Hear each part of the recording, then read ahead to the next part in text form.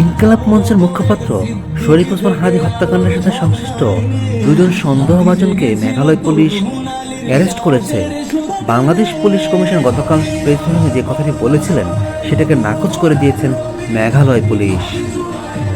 Indian Meghalaya police জানিয়েছেন এরকম কোনো লোককে তারা অ্যারেস্ট করেননি এবং বাংলাদেশের পুলিশ যেটা দাবি করেছে সেটি নাছক।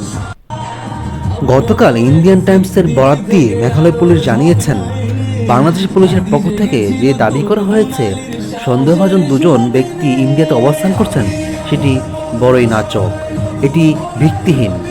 মেঘালয় পুলিশ জানিয়েছেন ওসমান হাদির সাথে জড়িত এমন কোনো সন্দেহভাজনকে ইন্ডিয়াতে নেই এবং পুলিশ যে দাবি করেছেন দুজনকে অ্যারেস্ট করা হয়েছে মেঘালয়ে সেটিও নাচক করে দিয়েছেন মেঘালয় পুলিশ।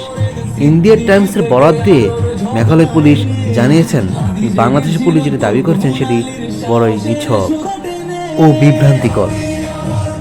বাংলাদেশ পুলিশ যেটি দাবি করেছেন যে মেঘালয় দিয়ে দুজন সন্দেহভাজন খুনি ইন্ডিয়াতে অবস্থান করছেন, বিএসএফ ও ইন্ডিয়ান পুলিশ মেঘালয় পুলিশ জানিয়েছেন বাংলাদেশের এই দাবিটি বিভ্রান্তিকর। এরকম কোনো নিউজ বা তাদের কাছে এরকম কিছু নেই। ওসমান হাদি খুনির সঙ্গে জড়িত এমন কোনো সন্দেহভাজন লোক সীমান্ত পাড়ি দিতে পারেননি। মেঘালয় পুলিশ আরও জানিয়েছেন বাংলাদেশের পুলিশের সঙ্গে ইন্ডিয়ান পুলিশ বা নিরাপত্তা কর্মীদের কোনো রকম আনুষ্ঠানিক বা অনানুষ্ঠানিক কোনো যোগাযোগই হয়নি। ইন্ডিয়ান টাইমসের প্রতিবেদনে উল্লেখ করা হয় বাংলাদেশ পুলিশের দাবি করা দুই অভিযুক্তকে গারো পাহাড় এলাকায় শনাক্ত কিংবা গ্রেফতার কোনো কিছুই করা হয়নি বলে ইন্ডিয়ান টাইমসের বরাত দিয়ে মেঘালয় পুলিশ জানিয়েছেন।